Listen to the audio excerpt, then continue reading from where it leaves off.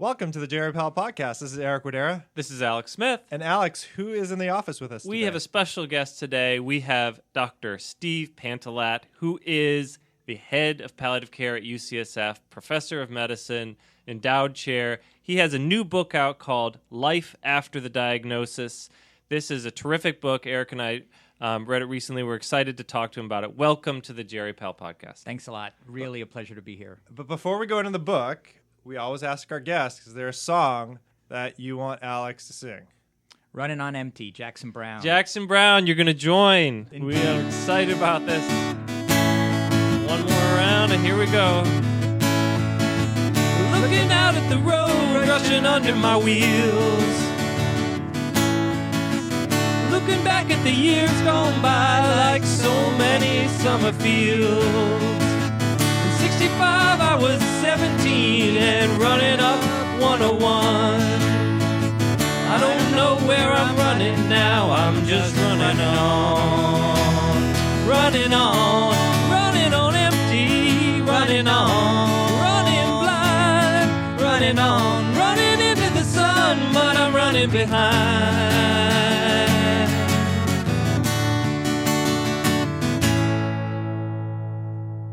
Great choice of song. Nice. We need a little Jackson Browne. I think that's Very the first nice. time we've done Jackson I Browne. think so, too. So, Steve, your book, Life After the Diagnosis, published in February, and I heard it was on the anniversary of your father's death? That's exactly right, yeah. 26 years to the day, it turned out.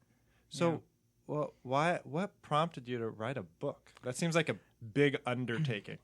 It is a big undertaking. People told me it was a labor of love, which is exactly right. Like you probably do, I get a lot of calls from friends, family, colleagues. You know, my mom is sick, my grandmother, my aunt, what should I do?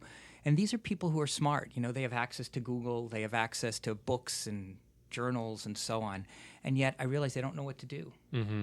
And I had the experience of realizing you could be helpful to people even if you're not their doctor, even if you're not taking care of them, and even if you don't know them well. There's a lot that we know in palliative care that can be really helpful to people who are sick, things you can't Google your way through. Mm-hmm. And I realized that was helpful, and I realized, and then people would ask me, so this is great, so helpful, what book should I read that really helps me with this? And I said, there isn't one.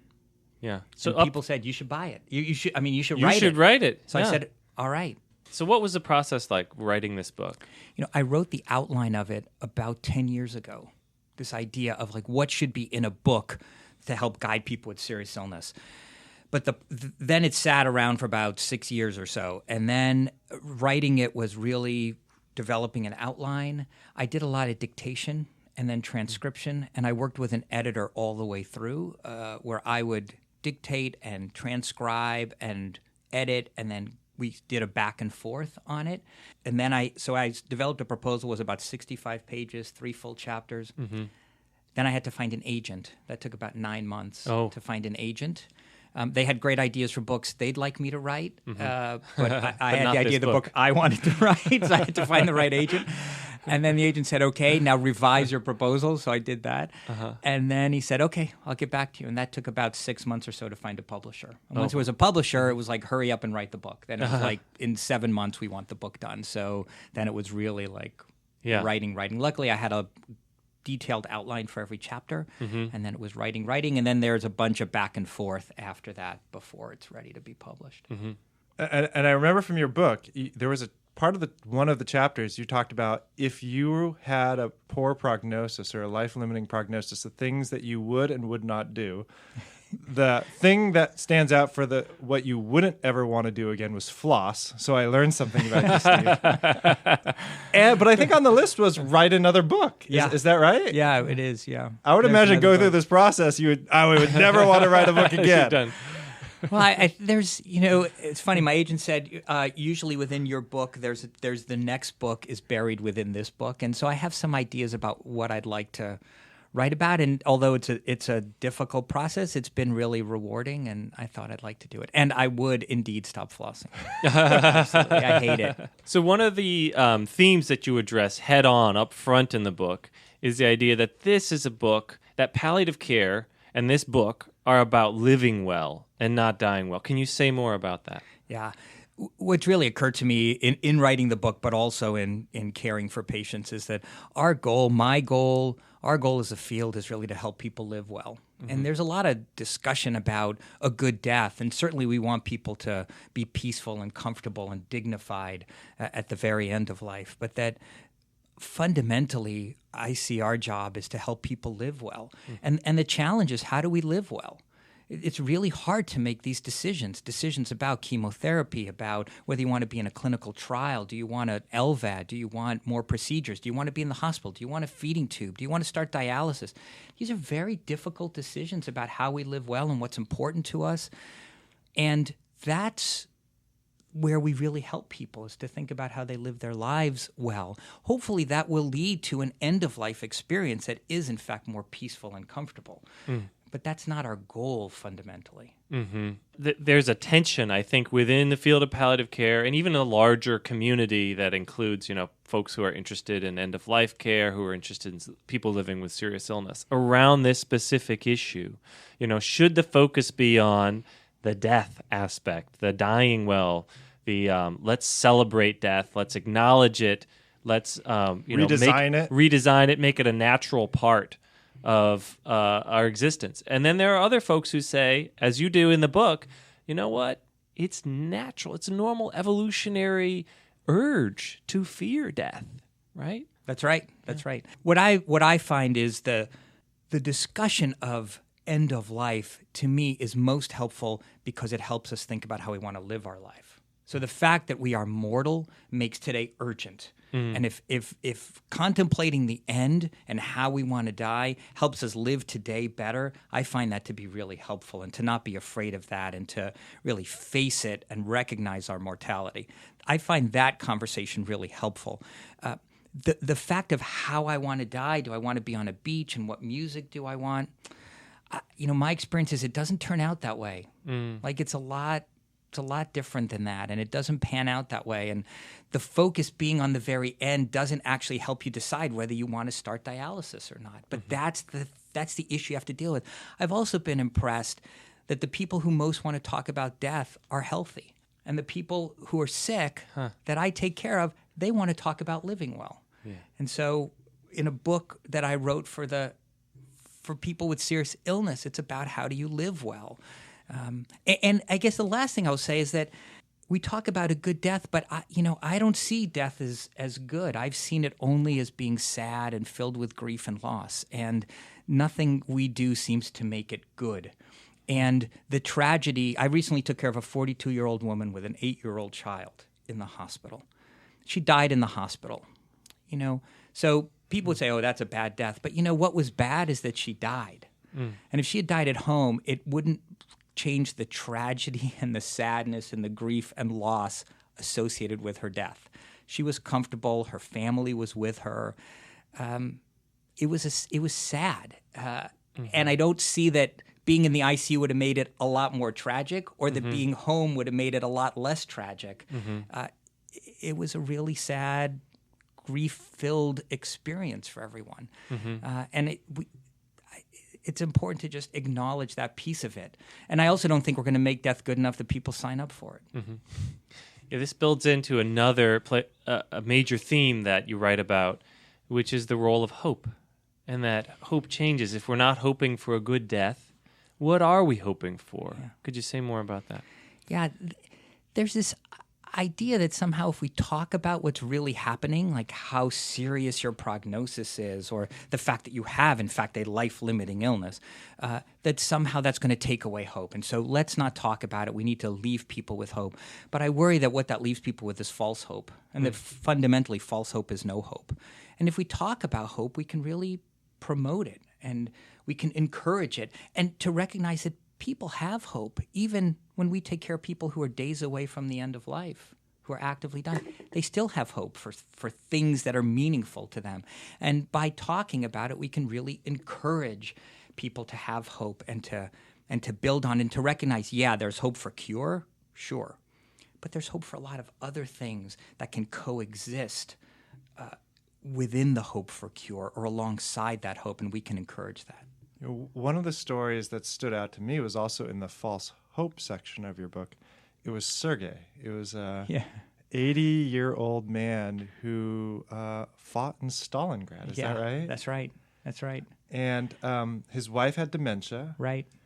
And his hope was that she would get better. She would get better. Yeah, that that her thinking would get better, that she would get more functional, and he just never wanted to give up.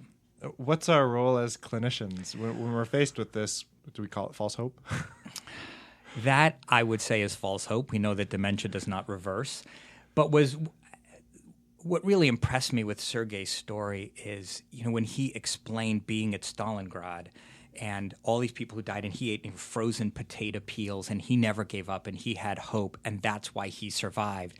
And I realized that there was nothing I could say that would fundamentally change his hope in his wife getting better. And I realized my role at that point was just to support him in that hope. And I also realized that his chance at Stalingrad was better than his wife's chance of getting better. But there's a time to push and there's a time to accept and support, and that was a time to accept and support. And I like this statement: realistic prognosis focuses hope. They give patients reliable and realistic information they can use to make decisions. That was great. Thanks. Focuses hope. Yeah. Realistic prognosis focuses hope. Could you say more about the role of prognosis and prognosis communication? Well, I'm talking to two experts on prognosis. I actually talk about the ePrognosis website saw that. here, which I really like. Alex came into my room and said, he wrote about your prognosis. It's a great website. It's really, really helpful to people and really makes it very practical and usable to think about and talk about prognosis. It's fundamental to what we do is to talk about prognosis, is for people to know what's going to happen in the future and what is realistic in the time that they have left. And it's hard to imagine you could make good decisions without that information about what you want to do and how you want to live your life, and whether you accept certain therapies or what you choose to do in your life. Floss, exactly, exactly. Depends entirely on, how long do I have? I thought, when I read the book When Breath Becomes Air, which I think is really a tremendous book and very moving, very powerful, one thing that really struck me is how Paul Kalanithi speaks to this idea about what he would do based on his prognosis, and that to really make a difference in science would require 20 years, and he no longer had that. But if he had 2 years, he'd finish his residency. Right. And if he had a year, there was a book he wanted to write. And how he made those decisions very explicit, and then decided to have a child. And this idea of this focus on legacy, and how the prognosis really impacted the decisions he made and how he spent his time. And that's true for all of us about what it is we want to do. And if we don't have that information, we're lost. But didn't his oncologist refuse to give him a prognosis? She did. Yeah. He said, "What's my prognosis?" Okay, I want to know my prognosis. And she said, "Absolutely not." So I talk about that in my book as well. So, Paul and Lucy had plenty of access to prognostic information, and I'm pretty sure they figured it out. But what I tell patients, so doctors say that a lot, and I thought that was a very interesting, not what I suggest in the book. And I tell patients, look, your doctor will say, I don't have a crystal ball. Who really knows? Prediction is hard. Yeah, all true. But you can say, give me a range. Yeah. I mean, are we talking days to weeks, weeks to months, months to years? Your doctor should be able to give you information like that.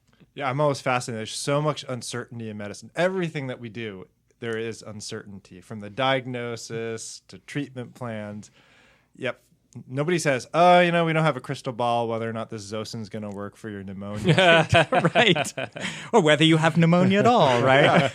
Could be pneumonia, could be something else. Right. No, we're very uncomfortable with it, and I get it. It's not a fun conversation to give someone a limited prognosis. Like, how fun is that? But it's, we're not here to have fun all the time. This is serious business that we're involved in.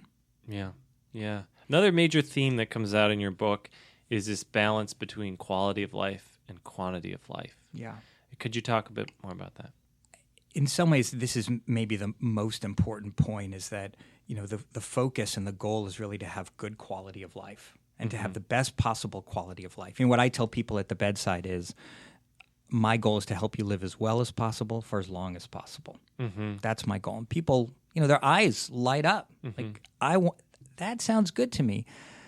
But we often give people this false choice. We say, do you want quantity of life or quality of life? And that somehow, if you want quantity of life, you have to accept all the possible interventions to attack your illness or to treat your illness, every chemotherapy regimen, every procedure, and so on. And what we know now is that, in fact, there comes a time when some of those things not only don't help you live longer, but may actually ruin your quality of life. Chemotherapy in the last 6 months of life, for example. And that somehow if you want quality of life, it means you're not going to live quite as long. And what we know from palliative care, from the research, from the literature in our field, is that you can get both. And palliative care helps you live better and at least as long, maybe longer, but certainly no shorter. And you can live well and long. And part of my book, the point is to really get people to engage with and ask for and demand palliative care to live well and to live long. I think there's a nice story about your grandmother and living long and living well. You want to read that for our listeners? I'd love to, thanks. My Safta used to sign birthday cards with the wish that you should live to 120. Moses lived 120 years. A traditional birthday wish is that you should have a long life like Moses, the greatest teacher and leader of the Jewish people. But as she got older, my grandmother changed it a bit. In Hebrew, she switched just one letter, and the change in meaning was profound. Rather than saying live to 100 and 20, she wrote live to 100 like 20. Live long and live well. My Safta understood that a good life is even more important than a long life. She lived that saying and declined chemotherapy when she was diagnosed with lung cancer at age 93. Not all of us will live that long, but we can all live the essence of that saying by living well. And I would point out, this is important to note, that the book is filled with poignant stories that illustrate key points from your personal life and from all of the many patients that you've cared for. And that really adds a richness and brings it home in sharp focus for readers out there. Thanks. And I think there's a lot of important points for providers who do this too. One section that resonated with me that I didn't even think of for some of those words is the phrases that we use as physicians and clinicians, including as simple as something as being positive, like the blood culture was positive. To me, that makes sense. Oh, yeah, the blood culture is positive. We got to do this workup. But you write it also, in the general public, positive could mean a good thing. Like, hey, the blood culture is positive. Right. Yeah. This really struck me. A patient I took care of very early in my career during the early days of the AIDS epidemic and said, why do they say it's HIV positive? It's not positive. It's terrible. Yeah. I thought, you're right. You're exactly right. If the lymph nodes are positive, if the margins are positive, it's all bad news. And yet, if you were to listen to it, you would think it was somehow good, like progress, right? Like progressive, or your illness has progressed. Oh, that's great. No, that's terrible. Right. And so I now think about this when I talk with my patients, and I say, your heart failure is worse, rather than saying your heart failure is progressed or the cancer has progressed. Your cancer is worse because that's clear. It's so hard. I remember one time I was talking to somebody, but like things were going great. We were going to move him from the TCU to the ward, the general ward. And I said, so we're going to move you today to the floor. And they were shocked. Like, you're going to move him to the floor? What are you doing? Yeah. There are all these words that we use that are really, this jargon that we use that's really crazy. Yeah. What was the other one? Ambulate? Ambulate, right. So we know what that means, right? Ambulate, I mean, if you think about it, it is a word it's not quite walk, right? Ambulate just means sort of get across the room somehow, and there's many ways to ambulate, get out of bed and move around. So we understand that, but I always wonder what a family would think. We're going to ambulate your mom 3 times today. And I just have no idea what they think. She's going to get an ambulance. Is she going to, who knows? And you realize that these shortcuts that we need in medicine to communicate effectively can really get in the way of talking with our patients. Yeah. On a related note, one of the key points you make here is about the use and abuse of the word dignity, and how people from all sides of the spectrum of many issues seem to claim that word for their own. Could you say a little more about the word dignity?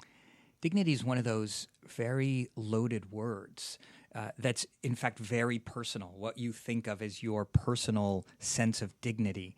And we use dignity really, as you say, on many sides of the issue. So I think that where I first really noticed it was when people were talking about aid and dying. Mm-hmm. And people say, oh, the proponents of aid and dying say, we have to respect the dignity of every individual to make that choice for themselves about the manner and timing of their death. So it's all about dignity.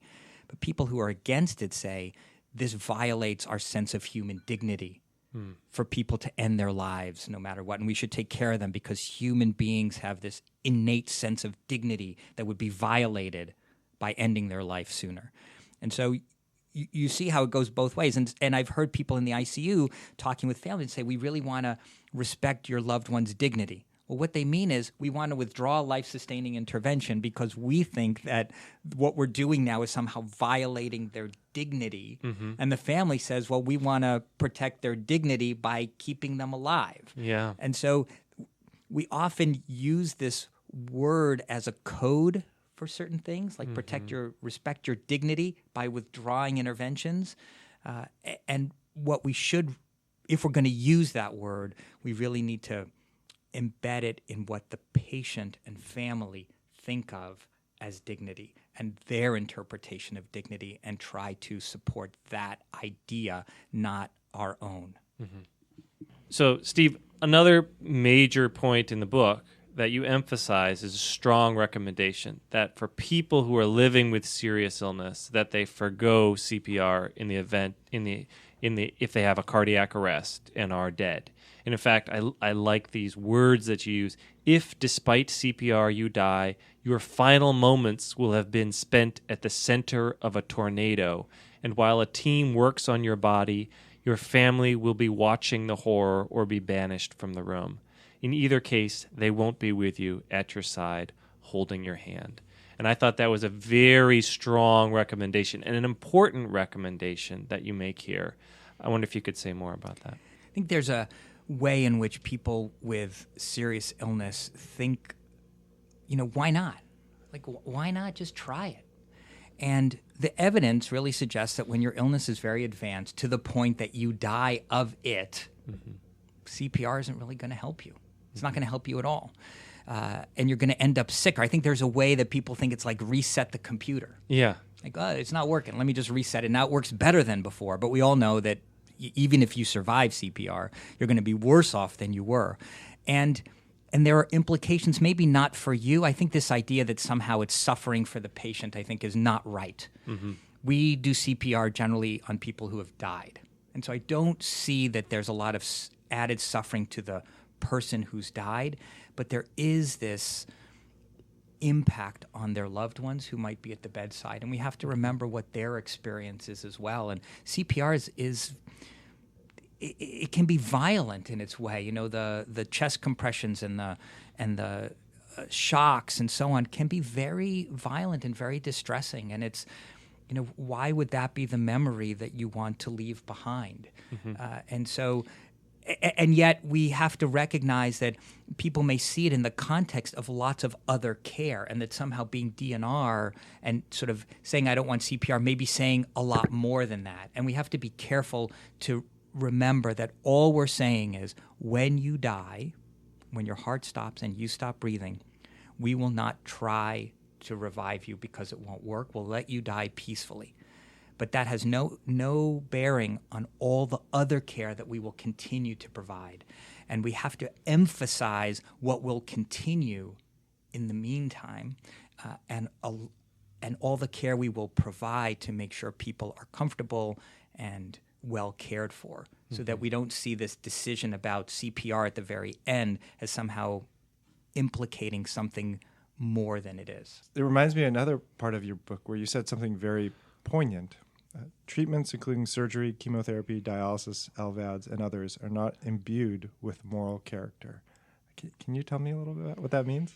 Yeah. There is a way that we talk to each other and talk with our patients about these interventions, like dialysis, as being good or bad. I think dialysis would be really bad for this patient, or, dialysis is not indicated, or chemotherapy would be terrible. Right. It would be just, a terrible thing to do. And, at the end of the day, it's just an intervention. It has no moral quality one way or the other. Dialysis just is this thing. And for some people, it's incredible. It's life-saving. It allows them to have a full and rich life. And for other people, it's just not helpful at all, and it just adds to their suffering. But that's not because there's anything inherent to dialysis. It's just a tool we have to care for patients. And rather than talk about these interventions in terms of moral quality or good and evil, it's more helpful to just talk about, do they help you achieve your goals? What's your goal? If your goal is to live well and to have a comfortable life, dialysis may help you do that, but there's good evidence that for a group of patients, it won't do that at all. It'll do the exact opposite.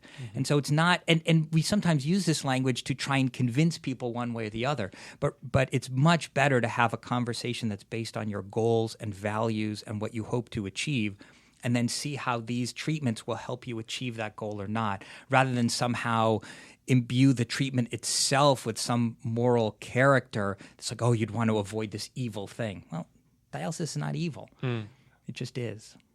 Thank you, Steve, for joining us. Again, the book is called Life After the Diagnosis, and maybe we can end with another verse. Thanks a lot. It's been fun.